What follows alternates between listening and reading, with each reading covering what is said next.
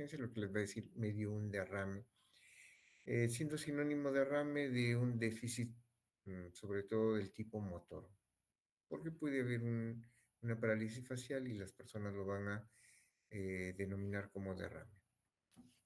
Dicho esto, si alguien viene y les manifiesta derrame, casi igual, y no digo igual porque puede haber un proceso tumoral que me pueda dar un déficit motor, por eso no es igual a accidente cerebrovascular o lo correcto, enfermedad cerebrovascular. A ver si me permiten, vamos a hacer la presentación, que ustedes ya la tienen. Durante lo que es la valoración de los pacientes con enfermedad cerebrovascular, pues vamos a tener todo aquello que tiene que ver con alguna normalidad a nivel de lo que es el proceso circulatorio, a nivel de tejido del sistema nervioso central, porque no es solo cerebro, puede ser tronco, raro, pero también puede ver a nivel de médula. Entonces es una normalidad en la función cerebral resultado de un proceso patológico a nivel de vasos sanguíneos. Eso es una enfermedad cerebrovascular. Las causas, diversas. Stroke, vocablo inglés, que hace alusión a un síndrome neurológico focal repentino debido a una enfermedad cerebrovascular.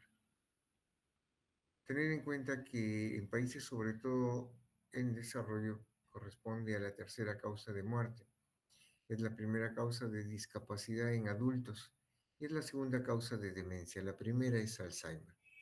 Entonces, importante tenerlo en cuenta, sí, porque me puede dar todas esas complicaciones. La incidencia varía entre los países, pero se incrementa con la edad. ¿Qué quiere decir? Que al tener la población mayor edad, el riesgo de poder contraer esta enfermedad es alto, sobre todo cuando hay factores de riesgo ambientales y sociales que condicionan sobre todo aún más esta posibilidad. Y faltaba más también los factores genéticos. Dentro de la clasificación de enfermedad cerebrovascular, ictus, stroke, pues tenemos aquellos que tienen que ver con problemas isquémicos, falta de circulación en determinada zona, obstrucción del flujo sanguíneo en determinada zona, lo que origina muerte de tejido hacia donde estaba dirigido ese vaso obstruido. Y lo otro corresponde a las hemorragias intracerebrales. Para suerte, si bien es cierto, es de las más complicadas, pero para suerte es la que menos frecuente se produce. Prácticamente la 10ª parte de todas las enfermedades cerebrovasculares. Entonces, un proceso isquémico puede ser focal o puede ser global. Cuando tenemos una crisis global, por ejemplo, si un paciente tiene un paro cardiorrespiratorio, dejó de pasar el flujo sanguíneo a nivel del cerebro, por eso se recomienda de que las maniobras de resucitación deban de darse dentro del lapso de 5 minutos. Más después de ello, la posibilidad de daño cerebral es altísima. Quizá lo puedo recuperar el paciente, pero lo puedo tener con una vida vegetativa. Y lo otro, cuando hay una crisis focal, vamos a tener aquellos procesos en los cuales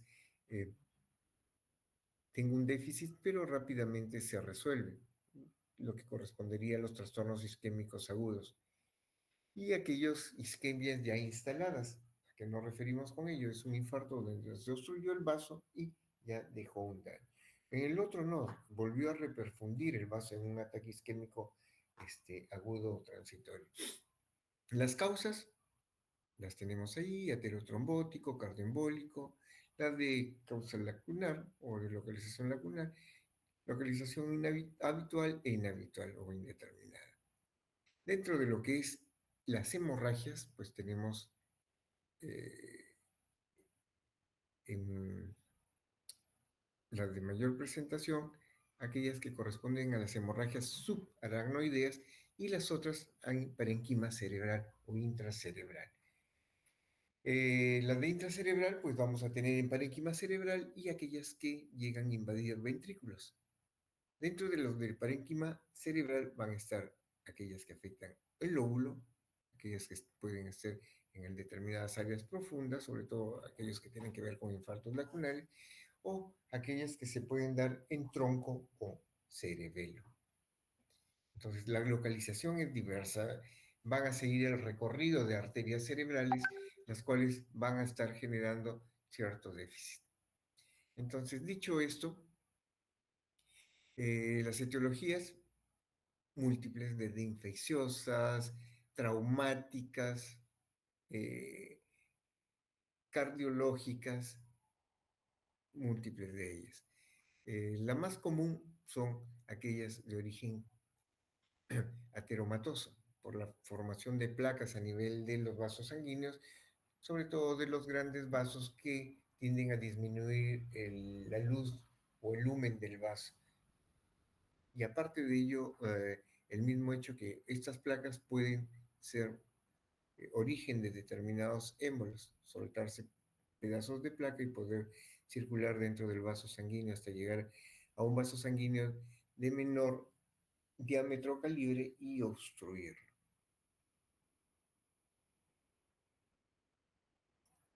Dicho esto, yo puedo tener una isquemia producto de un coágulo o una placa de ateroma. Cualquiera de ellas me puede obstruir la luz del vaso y por consiguiente el flujo sanguíneo. Y lo otro, lo que corresponde a la ruptura de un vaso, produciendo lo que sabemos como una hemorragia intracerebral.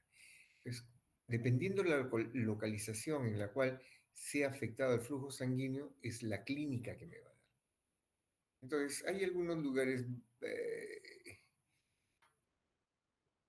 estratégicos que nos puede dar infartos. Por ejemplo, en la zona prerolándica, en la región posterior del lóbulo frontal, es área motora.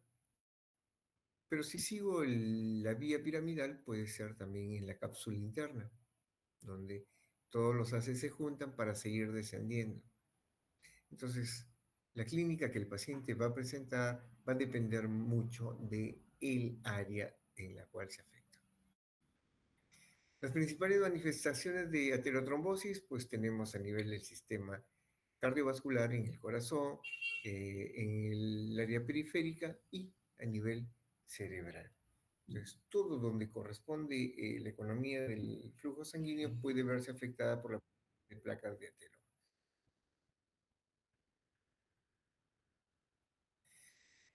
El hecho de que yo tenga un paciente con manifestaciones de aterotrombosis no significa que solo me puede dar una enfermedad cerebrovascular, puede tener una angina cardíaca, producto del estrechamiento de los vasos coronarios, como consecuencia de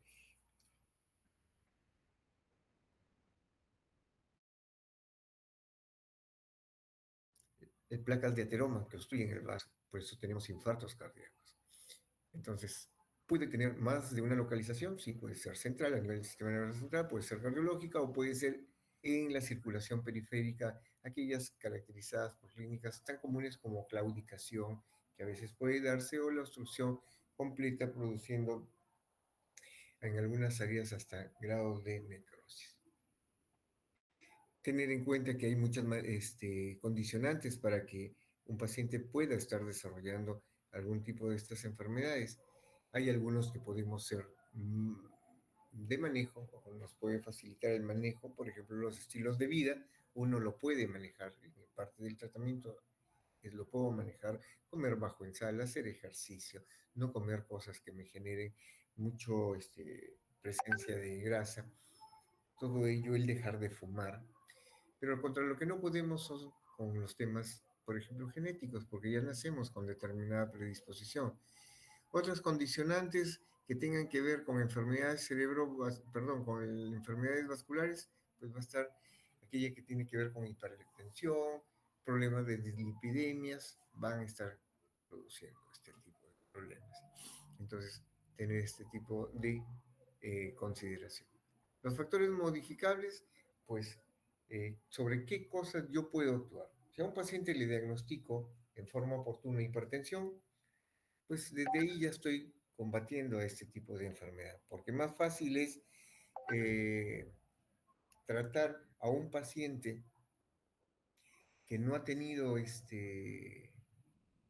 o que le encontré presión alta y lo estoy controlando, aquel que nunca le diagnosticaron porque nunca fue al centro de salud o porque fue al centro de salud manifestando problemas de dolor de cabeza y ni siquiera nunca le tomé la presión. Y si le tomé la presión, no le tomé bien. Tener en cuenta esas consideraciones.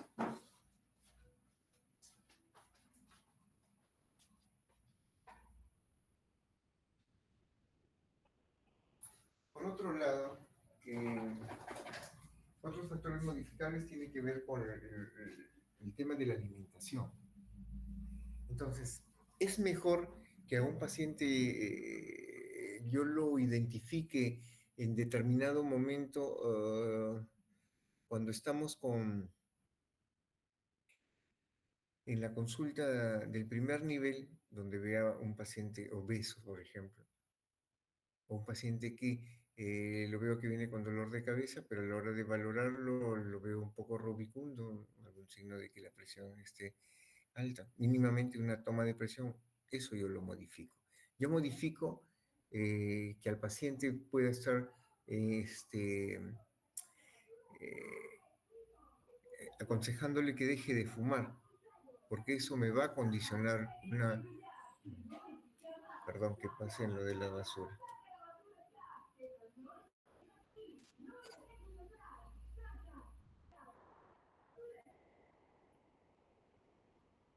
Ya, entonces les decía, eh, el dejar de fumar me va a ayudar.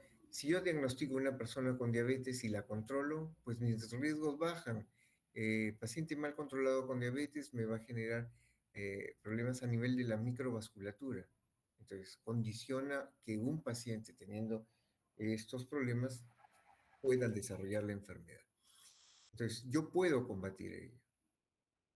En más de una vez he manifestado, es mejor determinar acá a que después me venga un paciente y yo lo trate, porque muchas veces muchos de ellos quedan muy secuelados y es difícil poder controlar o ver personas tan jóvenes que pueden quedar discapacitados y con grado de discapacidad en relación a lo que es su vida.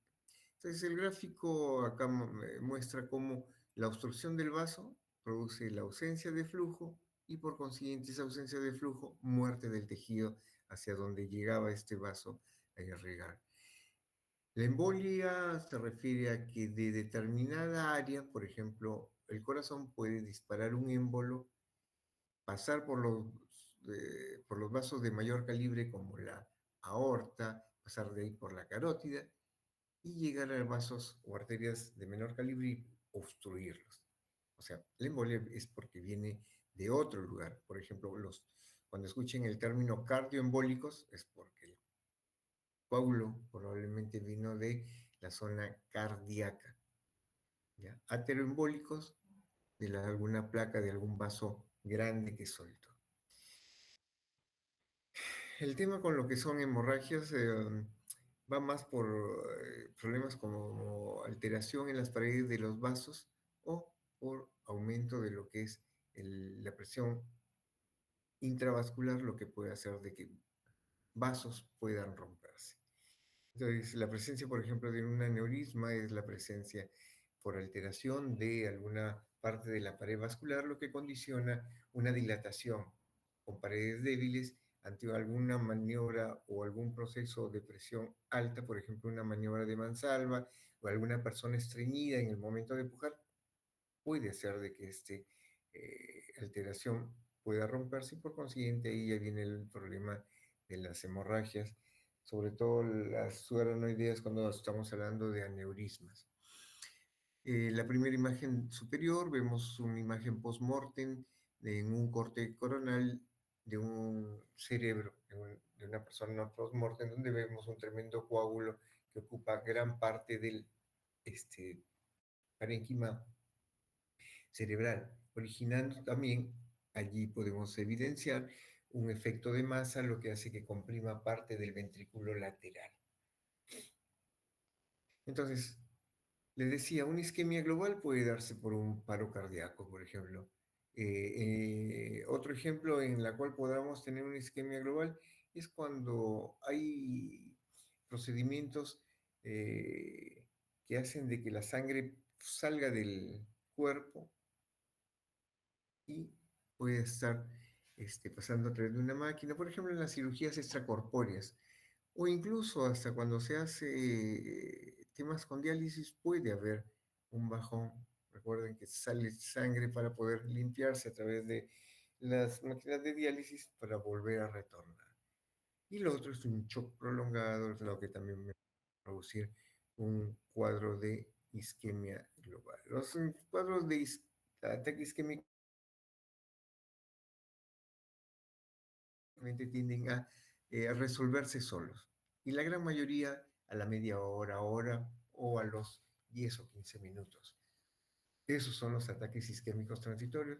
Vino con un déficit motor de determinado lado y al cabo de las 3 4 horas, así como vino, se fue, desapareció. Entonces, los ataques isquémicos transitorios pueden ser en territorios de la carótida, por ejemplo, eso corresponde a la circulación anterior, tanto cerebral anterior como la media, o en el territorio vértebro-basilar, que corresponde a la circulación posterior. Ahí vamos a tener, si es que se da, por ejemplo, en la circulación anterior que tiene que ver con las carótidas, vamos a tener déficit motor contralateral, problemas con la visión, síntomas sensitivos y trastornos del lenguaje. En las vértebras basilares vamos a tener en la parte del tema motor los famosos síndromes alternos, o sea, lesión de un par craneal en el lado de la lesión y en el lado contrario o contralateral algún déficit motor producto de la alteración de la vía piramidal. Entonces, infarto, cese brusco de lo que es el flujo sanguíneo a determinada área o este, estructura, en este caso cerebral. En pacientes por debajo de 40, lo más frecuente es que sean por alteraciones congénitas de la coagulación. Hay algunas personas que vienen con problemas preestablecidos o cuadros de vasculitis. En pacientes mayores, puede ser por cuadros de hipertensión arterial, diabetes mellitus, cardiopatías, alcoholismo e incluso el tabaquismo también está considerado. Entonces, después de que sucede la interrupción súbita de lo que es el flujo sanguíneo, va a suceder esto, alteración en esta parte que es la zona infartada, que se ve de negro allí. Esa zona infartada me va a generar alrededor una zona inflamatoria y ahí se está considerando una zona de penumbra. En esa zona de penumbra es la altamente salvable, la que puede mejorar. En esa parte negra prácticamente se instaló el coágulo y lo que va a originar es que no va a pesar sangre. Entonces, en esa área alrededor del infarto, lo que nosotros tenemos es que tratar de luchar. ¿Qué hace en compensación el cuerpo? Sube la presión. Entonces, ¿por qué sube la presión? Para aumentar el flujo de sanguíneo cerebral, o sea, el flujo sanguíneo hacia el parénquima. Pero ¿qué es lo que sucede? Llegan a los hospitales y lo primero que hacen, está con presión de 170, 180, subcaptopril sublingual, se instaura tratamiento antihipertensivo y al paciente esa zona que era solo ese punto negro del área infartada, el área de penumbra se empieza a comprometer. Y por consiguiente el daño ya no solo es en la parte oscura, sino en la parte rosada, en la parte celeste y puede ir hacia más, si es que no se actúa adecuadamente. Tanto así que la guía americana habla y nos da parámetros en considerar la presión sistólica que no sea mayor de 220, al menos en las primeras 24 horas de sucedido el evento, para lograr una buena perfusión, y la presión arterial diastólica que no esté por encima de 110. Entonces, yo ya tengo estas pautas, ya sé más o menos por qué sucede, pero ¿cuál es la clínica? La clínica va a depender del área afectada. Entonces, la clase de ayer les decía, si me afecta la vía motora, más una vía sensitiva, más un par craneal como es el visual, lo que yo debo de estar pensando es un síndrome de arteria cerebral media porque me está afectando parte motora, parte sensitiva y parte de par craneal. En este caso es el segundo. Los únicos pares craneales, haciendo un paréntesis a esto, están en la parte del cerebro, es el primero, que es el olfatorio, y el segundo, que corresponde a la región posterior occipital o en el lóbulo occipital. Los dos son los únicos que están a nivel de cerebro. Entonces, para un diagnóstico adecuado, yo debo de saber valorar bien a mi paciente, donde haga una anamnesis muy prolija, donde me ubiquen los tiempos y saber si es que es oportuno tratar, ¿ya? Porque acá, tanto como en Guillain-Barré que vamos a hablar, si es que un paciente ya me viene después de las 2 semanas, por ejemplo, en Guillain-Barré, no vale la pena tratarlo si esto ya no avanzó. O en caso de este, enfermedad cerebrovascular, el paciente me viene con 7 horas de evolución. ¿Le voy a hacer trombolisis? Pues la respuesta es no, porque es el momento. Entonces, ahí es importante una buena historia clínica donde la anamnesis va a cumplir un rol importante en determinarme los tiempos y los momentos para yo tomar decisiones terapéuticas. El uso de imágenes como tomografía, resonancia. La tomografía dentro del primer momento, al menos de lo que es infarto, no se evidencia. Dentro de las primeras horas no se evidencia. Y lo que podemos ver como signos premonitorios es la presencia, por ejemplo, o la ausencia de los surcos por el mismo edema que se puede estar formando y la falta de diferenciación entre sustancia gris y sustancia blanca. Las imágenes me ayudan a poder ver ello.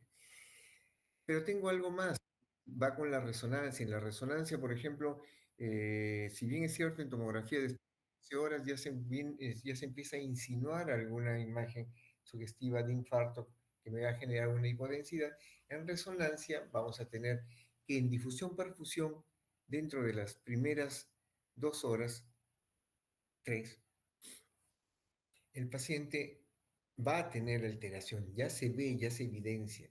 Entonces, cuando el paciente a veces no me da bien los datos, eh, en un protocolo de difusión-perfusión ya va a haber una alteración de la señal. Pero el hecho de que me diga si es que es antes o después del evento, o el tiempo que yo debo tener en cuenta para decidir si le hago trombolisis, es que, por ejemplo, si en el flare o secuencia FLAIR no aparece ninguna mancha, y solo aparece en difusión, es porque ese infarto es muy reciente. Pero si ya aparece en difusión perfusión y ya aparece en cortes de flare o FLAIR, lo que me está diciendo es de que ese infarto tiene ya más de 5 o 6 horas. Y ahí sí no debiera de actuar porque lo que voy a originar es de que el paciente se me complique. Otros estudios más adicionales, la angioresonancia y la angiografía me van a permitir determinar, por ejemplo, áreas donde tengo áreas donde tengo la posibilidad de que el infarto me pueda dañar más. Entonces, tener en cuenta esto. Entonces, una valoración adecuada de un paciente con sospecha de SB me va a dar la pauta como para poder yo entrar. ¿Y cómo llego a ello? Puedo caer chinchoso o repetitivo, pero si es que yo conozco mi anatomía y conozco la función, la sospecha y mi intervención va a ser alta. ¿Qué significa? Que voy a actuar atendiendo al paciente en forma adecuada y voy a dar con el diagnóstico y por consiguiente un tratamiento adecuado. Entonces, hay algunas escalas, como esta, la de Cincinnati, en la cual nos da determinados signos para alarma. Por ejemplo, esto se puede estar manejando en establecimientos de primer nivel. Si el paciente me viene con una alteración asimétrica de la sonrisa, oh, mucho cuidado. Solo están hablando sonrisa, no están hablando de la vista, porque si afecta párpados, Ahí lo que puede estar pensando es de que se trata de una parálisis facial periférica no central. Segundo, que puede haber un déficit motor en lo que es las extremidades. Y lo otro, que cuando se le pregunte, por ejemplo, diga su nombre, el paciente comience a no tener buena articulación de la palabra, o lo contrario, puede tener problemas con la manifestación del, del lenguaje. Un paréntesis acá, una cosa es disartria, que corresponde al hecho de que un paciente le pregunte cuál es tu nombre y el paciente manifiesta, hay una disartria muy marcada en la cual apenas se entiende qué es lo que está diciendo. Está diciendo que se llama Enrique Altamirano Nuevo. Y otra cosa es de que el paciente tenga un problema de afasia. Afasia es la no afluencia de lo que es la palabra. Por ejemplo, señor, ¿cómo se llama um, este, este? Y es por eso que algunos pacientes, cuando no son diagnosticados en forma adecuada, no, de un momento a otro, el día de ayer empezó a hablar incoherencia. No es que esté hablando incoherencia, sino que en este caso el paciente está con un cuadro de afasia. Entonces, el hecho de valorar lo que es la pronunciación o el lenguaje está considerándose dentro de esos tres ítems a tener en cuenta. Alteración de la cara, alteración motora en uno u otro miembro, sobre todo en los inferiores, ya me van dando pautas que estoy o no ante algún proceso de enfermedad cerebrovascular. Esta es la famosa escala de Gis. Acá está en inglés, acá está en español, qué valoración tiene. Esto es puntual, acá no es nada de interpretar. Acá dice, levanta, no levanta, mueve, no mueve. Entonces yo valoro sí, no, sí, no. Yo no tengo por qué estar valorando en un 3 sobre 5, no. Acá lo que se hace es lo que se evidencia y ahí están los puntajes que corresponden. Ahora, importante es esto porque, por ejemplo, dicen una escala de NIS de puntaje bajo, muchas veces no se lo toca porque puede reperfundir y, y el paciente mejorar. Pero al contrario, una escala muy alta también lo que me puede,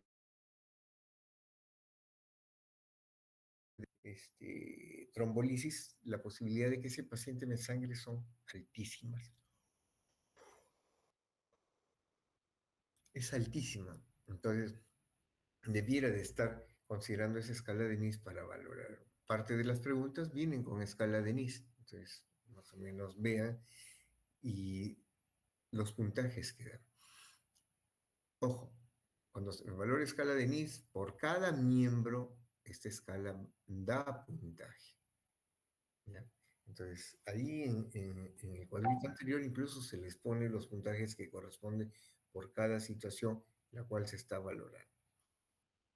Entonces, en los primeros momentos de los infartos, ahorita viendo imagen de infarto, vamos a ver la hipodensidad como se ve en la segunda imagen de la derecha. La respuesta es no. Lo que vamos a ver es de que se genera un edema en el lado de la lesión, es leve, lo que muchas veces está más pegado a corteza, va a producir un borramiento de surcos y no se va a diferenciarse. Segundo, hay poca diferenciación entre la sustancia blanca y la sustancia gris.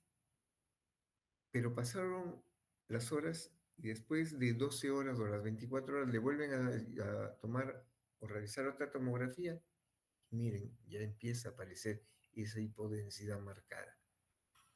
Entonces, hay otro signo premonitorio que se le llama el signo de la cuerda, pero en realidad el signo de la cuerda, hay un signo de la cuerda que corresponde a valoración de imagenología, pero esto se refiere al signo de la cuerda a la hiperdensidad de la arteria cerebral media, que es evidenciable y como se ve o señala la flecha. Entonces, esos datos también nos van a dar ciertas partes.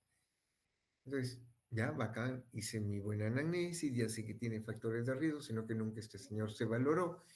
Voy a lo que es la evaluación clínica. La evaluación clínica, si tengo algún déficit, como estábamos viendo en las imágenes anteriores, ya me hace sospechar de que sí estamos ante algún proceso neurológico. Acá estamos también viendo pequeños infartos a nivel de corteza cerebral, como señala esa flecha. Es muy leve, muy discreto y a veces pasan desapercibidos, pero como también puede ser este tremendo infarto que corresponde a todo territorio de arteria cerebral media y la paciente empezó a presentar sangrado. Es lo que llaman transformación hemorrágica en pacientes que tienen este sangrado, o perdón, un infarto extenso. Igual, en este caso, esa infarto de la arteria cerebral media, disculpen, sino que estoy con una hipersomnia tremenda, ya quiero ver. Está generando un efecto de masa, lo que hace que parte del óvulo, en este caso derecho, esté comprimiendo hacia el lado izquierdo. Además, tiene una transformación hemorrágica. Por eso, un paciente con infarto grande no debo de iniciar ni anticoagulantes, perdón, ni antiagregantes, mucho menos anticoagulantes, porque lo que va a suceder es lo que están viendo en esa imagen, una transformación hemorrágica. Entonces, estábamos hablando lo de los protocolos de difusión-perfusión. En este caso, por ejemplo, ya no es una imagen de tomografía, es una imagen de resonancia donde vemos la parte del edema en un T2, donde el líquido se ve blanco. Entonces, en un T1 no se ve la imagen y en un T2, perdón, y en un T1 incluso pareciera que ese proceso hubiera sido dentro de las primeras 12 horas, porque ya se insinúa algo, una discreta hipodensidad en territorio de la arteria cerebral media. Entonces, importante, no solo queda ahí evaluar ya, este paciente tiene una enfermedad cerebrovascular, solo con clínica me atrevería a decir si es que es hemorrágico o isquémico. La pregunta es casi sí. ¿Por qué? Porque si me dicen de que fue súbito y se quejó allí nomás de un dolor de cabeza intenso y a la hora de valorarlo encontramos de que tiene cierta rigidez de nuca, pues puede tratarse de una hemorragia subarachnoidea. Pero no, es un paciente que aparentemente no tiene nada, se le toma el pulso, a la hora de tomarle el pulso y controlarle la presión, hay ruidos que no son rítmicos. Entonces uno se va y ausculta el corazón, pide un estudio de electrocardiograma y nos damos con la sorpresa que es un fibrilador en los cuales no hay ritmo entre las ondas y por consiguiente ese paciente es potencialmente una persona que puede volver a convulsionar mucho más o me puede generar complicaciones mucho más después. En este caso es un Doppler donde evidenciamos una disminución del lumen o de la luz del vaso sanguíneo y por consiguiente el paso o el flujo de sangre hacia otras áreas de la economía del cerebro. El uso de la ecografía cardíaca pues me va también a permitir ver si es que hay algún tipo de anomalías, como por ejemplo una insuficiencia valvular, lo que va a hacer es de que la sangre refluya o regrese una vez que la válvula no cierre completamente.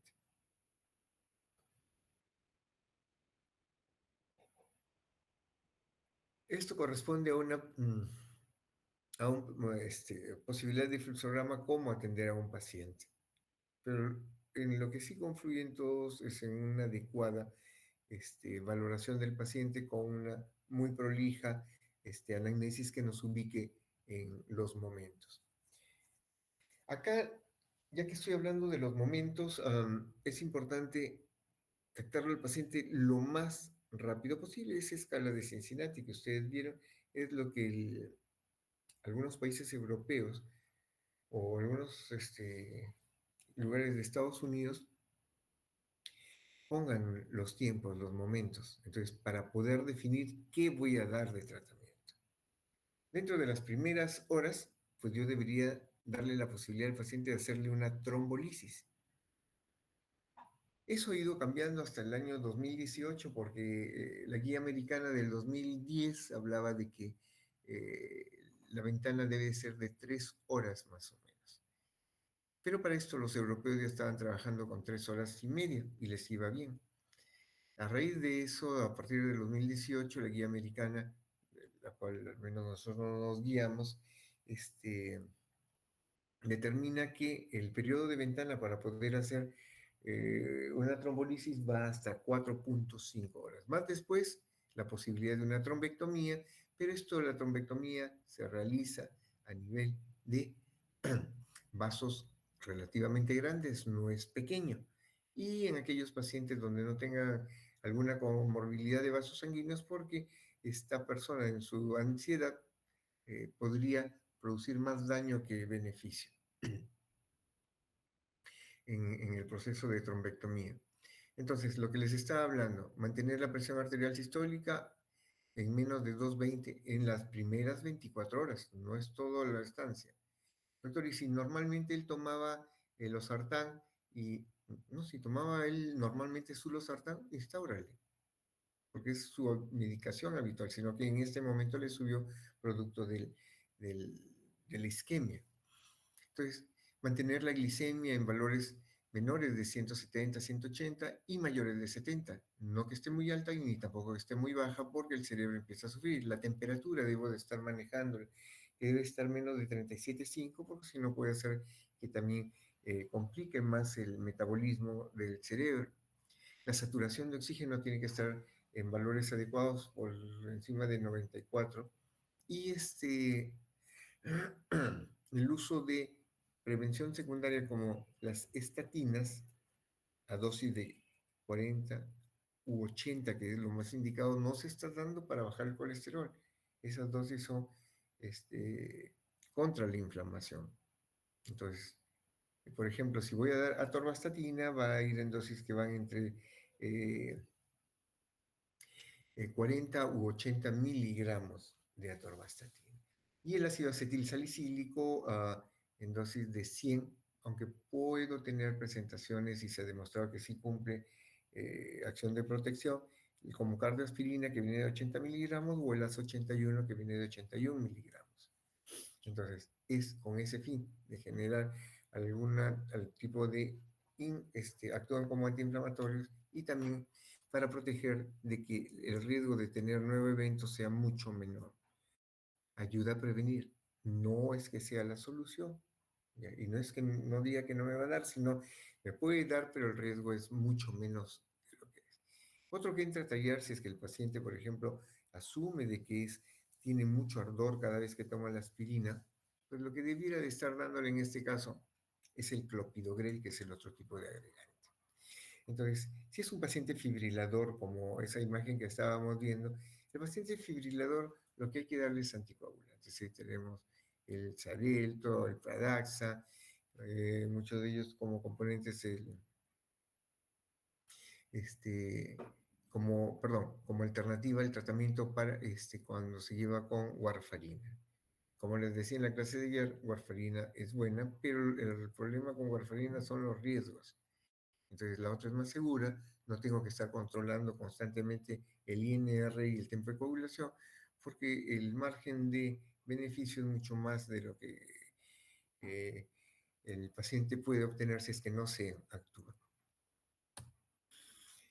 Eh, ¿Cuándo entrar a hacer trombolisis?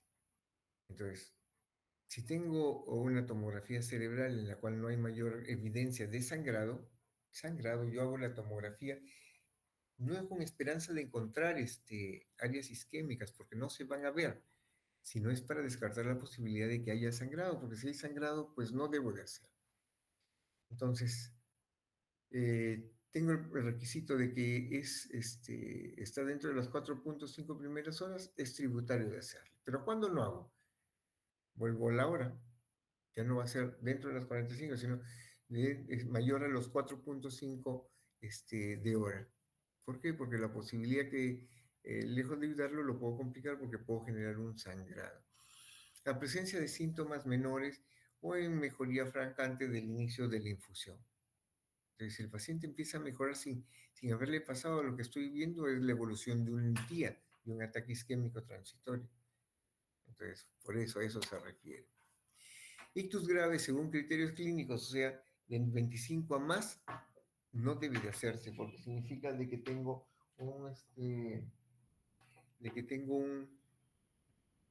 una valoración alta de NIS y por consiguiente una posibilidad alta de producir un sangrado. En lo que es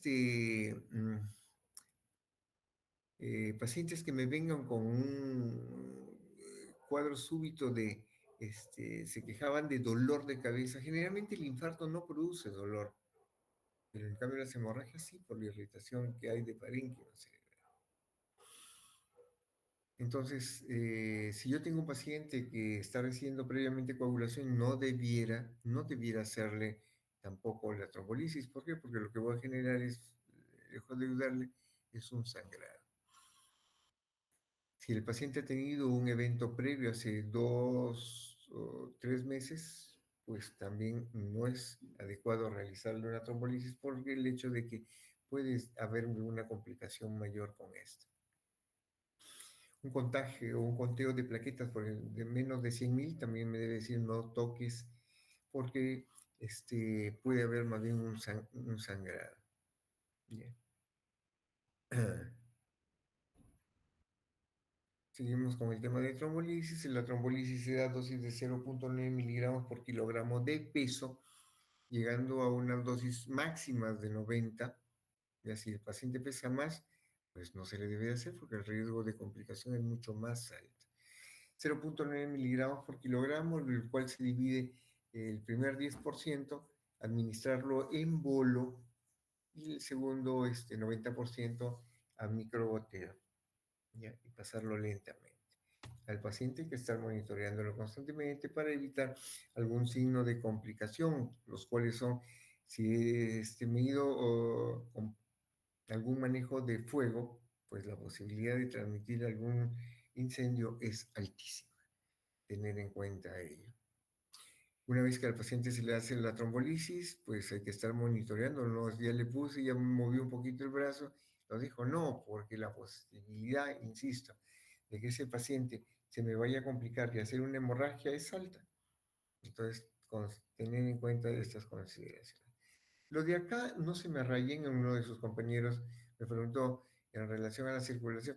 Eso es para que ustedes lean y vean cómo está distribuido la circulación del cerebro. La que tiene más en todos es la arteria cerebral media. Entonces, la arteria cerebral media ahí graficada en el territorio de todo amarillo es la que más extensión tiene. La arteria cerebral anterior, ahí está graficada de color rojo y su rango de o cobertura de acción es más limitada y más a la región frontal.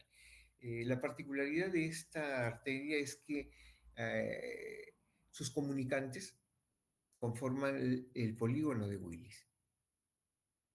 Entonces, ¿por qué no son tan marcados o tan severos los infartos en la circulación anterior, sobre todo en la cerebral anterior? Esto se debe a que, esos vasos comunicantes que tiene permiten una circulación colateral. En cambio, la arteria cerebral media no tiene esa parte. Tener en cuenta. Y de acá vienen pues algunas características clínicas, por ejemplo, un síndrome de la arteria cerebral anterior se caracteriza por producir desviación oculocefálica ipsilateral al lado de la lesión, incontinencia urinaria, reflejos de liberación frontal, abulia, apatía, trastorno de comportamiento, entre otros. La cerebral media sí es un tema, es un problema que debo de estar monitoreando ni bien al paciente le dio, saberlo diagnosticar y el manejo. Entonces ya hemos hablado de lo de la temperatura y todo ello. Si es un ataque isquémico transitorio, si es una isquemia, lo que se pretende es que el paciente se le instaure lo más antes posible la vía oral. Entonces, tener en cuenta que no es solo dar, sino es qué es lo que le voy a dar de comer. Si el paciente está inconsciente, pues definitivamente su sonda y su vía periférica. Ante cualquier adversidad, poder administrar el endovenoso rápidamente. Bueno, acá ya viene parte de lo que es el territorio silviano en el territorio de la arteria cerebral media, que es un área un poco más pequeña. No voy a entrar a detallar ahí porque tampoco es la idea hablarle de los síndromes alternos, esa parte es semiología. En la parte de las hemorragias, tener en cuenta que gran responsable de las hemorragias es la hipertensión arterial. Si soy una persona joven, de cuando en cuando debo de controlarme, siempre y cuando tenga familia que tiene este tipo de problemas. Entonces, con mayor razón, debo de controlarme y valorar. El resto son síndromes según la zona. Preguntas antes de que me termine de dormir, porque la verdad yo también estoy muy... Una pregunta, doctor. En el Sí, es examen tendremos que poner, por ejemplo, si es ACS, ACV de arteria cerebral media, de territorio cerebral profundo superficial. no, No, yo no llego a pedir todo ello. ah, ya está. Pero ¿Ya? sí, por No ejemplo, tendríamos llego, que no, poner, no llego a pedir ello. Yo no llego a pedir en ningún examen ni siquiera que les he puesto que me pongan segmento uno, segmento 2. ok, Esos son detalles que a mí no me interesan. A mí y me interesa sobre que los sepan glóbulos, identificar la enfermedad cerebral, que sea enfermedad cerebrovascular, si es que es isquémica, incluso puedan tentar que es isquémica o hemorrágica. Pero no llego a tanto qué segmento de la arteria, que si corresponde al valle silviano, no tiene razón. ok. Aparte de las preguntas del examen, ¿algo más? Doctor, una consulta. ¿Cuál es el antihipertensivo de elección en un paciente que está en un cuadro así, ¿no? De La ictus betalol, isquémico. la betalol, pero es de manejo La, dentro del hospital. la ¿Ya? betalol intravenosa. Sí, pero no todos los hospitales lo tienen. Entonces, ¿qué hago? ¿Me quedo cruzado de brazos? No, manejo con lo que tengo. ¿Ya? A veces se usa incluso hasta nitroprusiato de sodio, pero tiene también sus desventajas. Pero si no tengo ello, manejo con antihipertensivos. ¿Alguna otra pregunta? ¿Cuál sería la diferencia clínica entre una ACS isquémico y hemorrágico? La diferencia es el manejo. Si están viendo ahí la presión arterial en lo que es en un SB isquémico, la sistólica podemos llegar a manejar hasta valores que sean menores de 220. Solo lo monitoreo. ¿Por qué? Porque ese aumento de presión hasta en cierta forma me va a ayudar a perfundir la zona alrededor del infarto. Por eso les decía, ¿qué es lo que hacen?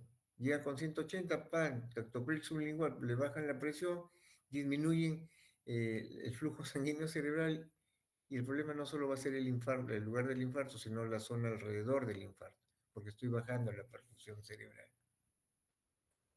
Ahora, pero doctor, la pregunta sería, ¿y cómo vas a saber pues, si es que es hemorrágico? Porque el hemorrágico yo no puedo estar manejando presiones altas a las que usted me está diciendo. Sí, de acuerdo. Y ahí viene para responder lo que su compañero o compañera dijo. Lo que yo debo estar manejando ahí en presiones por hemorragia son menos de 180. No es que tampoco o me tire al suelo, porque en esa zona de hemorragia también tengo que ver el flujo sanguíneo. Entonces, si yo lo dejo muy alto, me va a sangrar más, porque la presión que va en los vasos va a empujar a que la sangre salga más. ¿Ya? Entonces, el manejo no es igual. Los valores de presión es el que me va a dar el indicador cómo manejo entre uno y otro. Cuando hay hemorragia, generalmente la sangre actúa como un irritante y a veces va a despertar dolor en la mayoría de veces. En infartos, la mayoría de veces no. ¿Puede haber dolor de cabeza? Sí, pues un infarto extenso porque me va a comenzar a generar síndrome de hipertensión endocrinal porque comienza a haber edema por la inflamación que produce el infarto.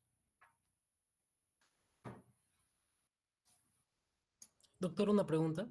Ujú, Este, nos dijo que si es que para la trombolisis, es ujú. menos de 4,5 horas, ¿ya? Dentro de Si las es que- cuatro puntos. ajá, dentro de las 4,5, pero Ujú, y si es que ya pasó eso, o sea, en un ACV, por ejemplo, isquémico, ujú. se le trataría igual, o sea, la presión, la temperatura, la hidratación, las Claro, estatinas, ¿sí, no? claro, claro. A ver, es que la idea no es suspender la vía.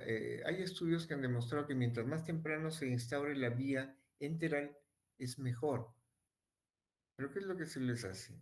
La mayoría llegan, pan de frente, es NPO y su vía. Claro, NPO siempre y cuando yo vea que el paciente está muy inconsciente, y esto es porque si está inconsciente le puedo poner sonda. ¿Qué es lo que hago? Le pongo de frente vía, le pongo una sonda, que de por sí ya también es otra complicación. Le estoy llevando gérmenes. No, las guías hablan de instaurar lo más antes posible la vía enteral. No parenteral, sino la enteral. Si el paciente está un poco inconsciente, tiene cierta dificultad para tragar, le pongo sonda. Pero si el paciente más bien está inconsciente, con signos de hipertensión, no, ahí sí debo de esperarme. Pero si el paciente está consciente con un déficit motor o un déficit de lenguaje y con una presión relativamente controlada, yo le debo de instaurar el tratamiento enteral, o sea, alimentarlo por sonda. Si tiene dificultad para tragar, dieta licuada. Hiposódica, con mayor razón si es eh, hipertenso. Y si es diabético, hipoglúcida baja. Entonces, eso es lo que debiera de estar dándole un paciente bajo enfermedad cerebrovascular. Ahora, para ustedes no va a ser fácil eh, ver los momentos en los cuales se dio el infarto. Porque algunos de ustedes me dirían, no, pues si tengo la duda, lo envío a que le hagan una resonancia y vemos un Mistache. ¿A qué se refiere ello? A lo que les dije hace un momento, en cual yo puedo estar viendo que en difusión-perfusión ya se insinúa al cabo de las 2 horas una pequeña imagen hipointensa, pero en el FLAIR, en el T1 peor, ni se nota. Pero acá la comparación es con el FLAIR, no se nota. Si ya tengo imagen de isquemia en el FLAIR y tengo imagen de isquemia en difusión-perfusión, pues eso significa que el infarto ya ha pasado más de sus 6 horas y no debiera de hacerlo. Pero entonces me quedaría la opción de hacerle trombolisis. Va a depender, si es un vaso grande, sí. Si es un vaso en el cual no hay problemas o de comorbilidades del paciente que pueda acentuar alguna lesión del vaso, pues no lo haría. Si es que no es una posibilidad, pero en vaso mediano, grande, no es para vasos pequeños. No, un infarto lacunar haría eso. No, no, no va. Eso no va. Una trombectomía no va para un infarto lacunar. Doctor, Otra una pregunta. consulta. Sí. Si el margen para trombolisis es 4.5 horas, para trombectomía había visto que hablaban unos de 6 horas, inclusive otros ampliaban el margen hasta 24 horas, Es pero con verdad, especiales. ¿Cómo sería ahí? es verdad. Ahí vas a tener que manejar imágenes y ver qué tanto más, porque no todos los tejidos o no todos los cerebros de todas las personas tienen esa ventaja de poder tener mayor ventana como para poder actuar. Pero sí, lo que tú dices es correcto, de 6 a 24 horas podría ser, pero son las excepciones, ¿ah? Siempre y cuando se vea de que hay una viabilidad en el tejido. No es solo el manejo de horas, sino ya se manejan también imágenes para definir bien si es que hay esa posibilidad. Y vaso mediano a grande, no pequeño. ¿Ya? Y que no hayan los factores de riesgo tampoco de sangrado, alteración en la coagulación y todo ello, porque por más que esté en las 7, 8 horas, no, pues si tiene problemas, como hemos visto también en trombolisis, de sangrado, eso no se hace, porque el intento de curarlo va a ser peor que la misma enfermedad. A veces es mejor no hacer que hacer, y en este caso se aplica a ello. Doctor, una duda. Sí. Cuando un criterio de exclusión para trombolisis sería Ujú. cuando la presión es más de 185 y cuando es Sí. mayor a 220 se tiene que manejar la presión. Y entre No, el a ver, parámetro de 185 a 220, ¿qué tendríamos que hacer? a ver. Si ese paciente está dentro de la ventana y tengo la posibilidad de hacerle trombolisis, le bajo la presión a los valores que tú me estás diciendo, de 185, no más de 185. Ahí sí no va a ser que los 220 en las primeras 24 horas, no. Ese es para paciente en el cual no se le va a realizar la trombolisis por el tema de tiempos, ahí tengo que seguir manejando lo que dice la guía americana, hasta 220 la presión, y dentro de las 24 horas, ¿ya? Para mejorar el tema de perfusión. Entonces, bajo esa condición, si voy a hacer trombolisis y estoy en ventana, sí debo de manejar y bajar la presión a valores de 185 para poder estar manejando mejor.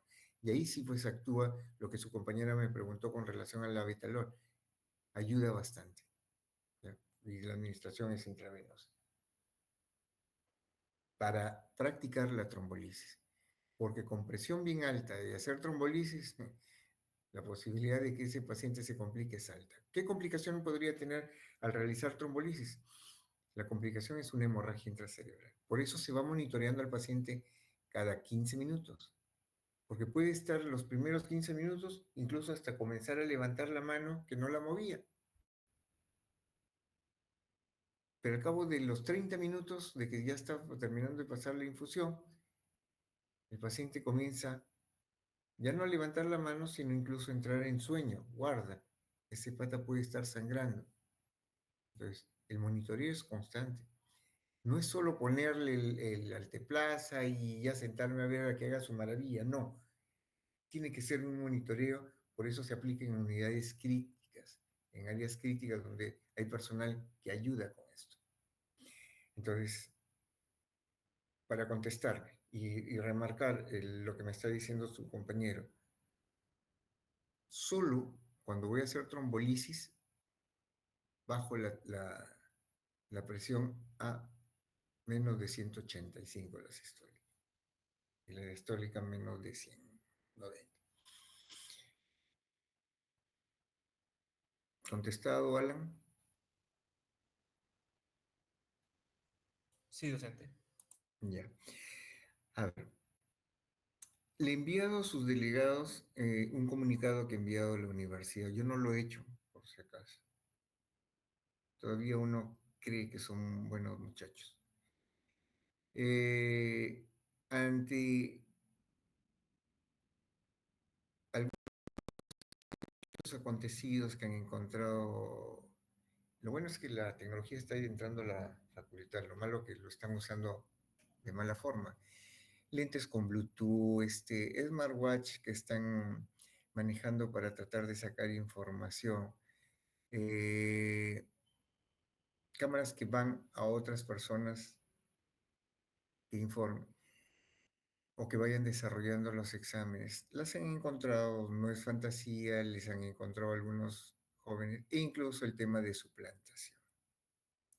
El día del examen llegan con su DNI, el que no llega con DNI es su problema. ¿Ya?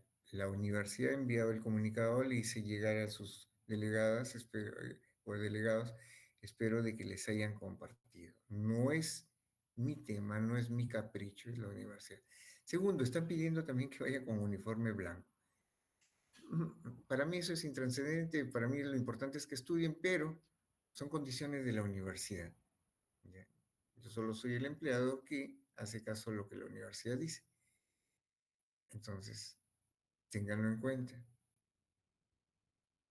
DNI, ser puntual a la hora de llegar, cierro la puerta, no entra nadie, ahí también dice el comunicado.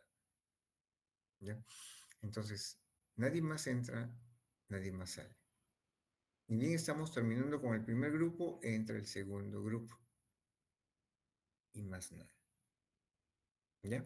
El comunicado, por favor, delegados, compártanlo con todos sus compañeros para que no haya el pretexto de que yo no supe o no me dijeron. Sí, doctor, se les hizo llegar a la hora que usted lo envió. Vaya, bacán. Bien, bien por ustedes. Eh, Aunque mañana ya se les da la última pauta, si se les dice qué área está afectada, arteria cerebral media, por ejemplo, se acabó, no hay nada más, no tienen que ponerme y meterme un montón de relleno. No pongo más nota porque gastan más tinta. Es más, si se les pregunta qué síndromes hay, un síndrome motor, un síndrome sensitivo, un síndrome de Parkinson, por esto, por esto y por esto, nada más. Entonces, no chinen más de lo que no se les pide. Muy bien. La verdad que ya me estoy quedando dormido. Y seguro he estado hablando alguna tontería, pero ya, ya van a ser las 11, ha sido un día más o menos matado. Mañana terminamos con lo del nervio periférico y terminan de hacer, esperemos que lo podamos hacer 9, 9:30 más tardar. Ojalá que no tengan contratiempo ustedes. Sí, Doctor, una consulta, por ejemplo, cuando se tendría que tratar el ACV hemorrágico con el isquémico, ¿el tratamiento sería igual o varía? no, no es igual. Porque, por ejemplo, en un isquémico que yo tengo un paciente con fibrilación, daría anticoagulantes. ¿Cómo va a ser igual? En un hemorrágico le doy anticoagulantes, lo termino de matar. En un hemorrágico lo que yo debo de evitar es de que siga sangrando. Un anticoagulante altera el proceso de coagulación. Normalmente las personas de nuestro sistema de coagulación está ahí alerta. Un corte no debe de pasar más de 30 segundos que me hizo el tapón, coaguló. Pero si esto se ve afectado por el uso de anticoagulantes, va a seguir sangrando. Entonces, no es igual el tratamiento para enfermedad cerebrovascular isquémica que la hemorrágica. En la hemorrágica tengo que ver lo del manejo de presión, que es una de las principales causas de, si fue por una ruptura en hemorragia subaranoidea de un aneurisma, pues tengo que intervenir y clampar el aneurisma. Es un tratamiento quirúrgico. Pero para esto yo debo de determinar a través del gol estándar o el estudio ideal para realizar la localización es la panarteriografía cerebral. Ayuda mucho la angiotomografía y la angioresonancia ayudan, pero el gol estándar es la angioresonancia cerebral. Perdón, la angiografía cerebral. Con ello voy a determinar dónde está el aneurisma. Entonces, si yo determino dónde está el aneurisma, entro y opero. Pero no puedo entrar a operar a ciegas. Y ahí el tratamiento es quirúrgico. ¿Ya? Si el sangrado es muy poco, por ejemplo, en una hemorragia intraparenquimal, la terapia es más conservadora, manejo de presión, manejo igual de la temperatura, la glucosa, todo ello. Pero la presión es lo básico cuando hay una hemorragia intraparenquimal, porque si aumenta la presión, va a aumentar sangrado. Si ese sangrado me originó un cuadro de hidrocefalia, lo que debo de hacer es una derivación ventrículo-peritoneal.